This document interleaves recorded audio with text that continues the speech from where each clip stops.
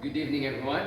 I'm Advent Horizon Timontaza, and this evening we will talk about the book of Chronicles. We will discuss its genre, its date of writing, and historical background.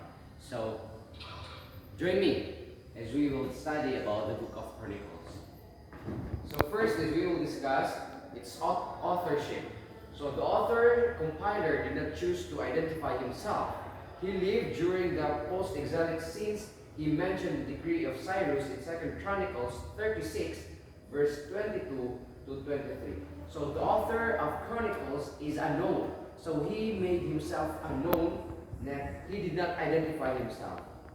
Now the date of writing of the book of Chronicles, there are two passages found in Chronicles itself that will be used as a basis to identify the earliest date which the author compiler have written the book.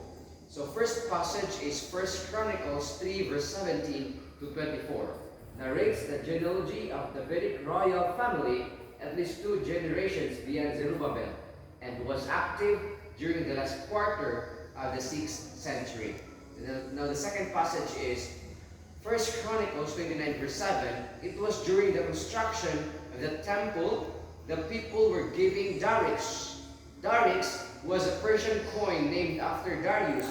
It was not minted before 550 BC. Now, these two passages suggest final forms of Chronicles could have written before the mid-5th century. Chronicles was written sometimes during the Persian or Second Temple period from 539 to 333 BC. Now, the genre of the book of Chronicles. So the genre, it has 5 genres. First is genealogical records. So the first 7 chapters of the book of Chronicles talks about the genealogies of Judah or Israel. Now the second is letters and official documents. We all know that this time it happened during the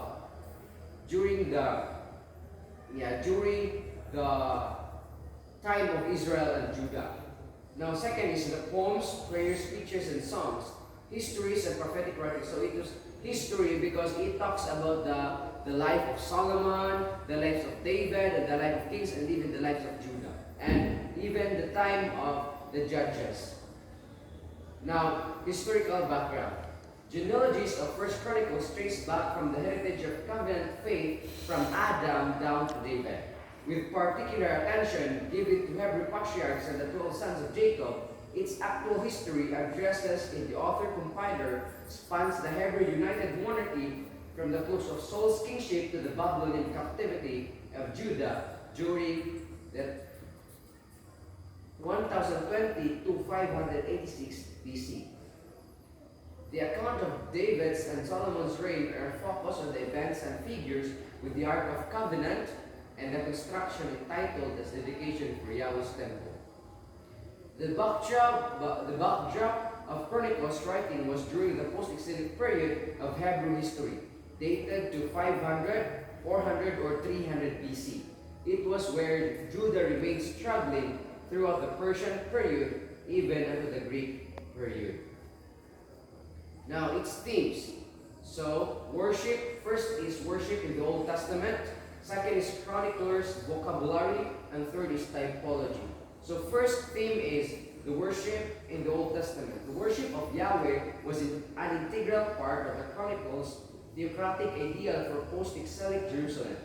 The records of Hebrew worship in Chronicles are representative of the wide range of Israelites' religious experience. Second is the Chronicles vocabulary. The chronicler's repeated use of standard expression related to the attitude and intent of the heart of individual and corporate Israel indicate that he understood divine retribution as more than the mere mechanical cause and effect concept of sowing and reaping. So the vocabulary there is sowing and reaping. And this verse is common to the New Testament. Now third is typology. Formal typology is one aspect of biblical hermeneutics or interpretation. Typology is a method of exegesis that establishes historical correspondence between Old Testament events, person or object and ideas and similar New Testament events, person or object and ideas, by way of foreshadowing or prototype. Usually the Old Testament corresponds is identified as the type, and the New Testament corresponds expressing the Old Testament truth in a greater way in its regard the antitype. Now, describing the preparation for construction of the temple of Yahweh, the chroniclers portrayed David as a second Moses and Solomon as second Joshua. So there is a parallel between David, Moses, and Solomon and Joshua. Now David was prohibited from completing the temple even as Moses was denied the privilege of leading the Hebrews into the land of covenant promise in Numbers 20 verse 2 to 11.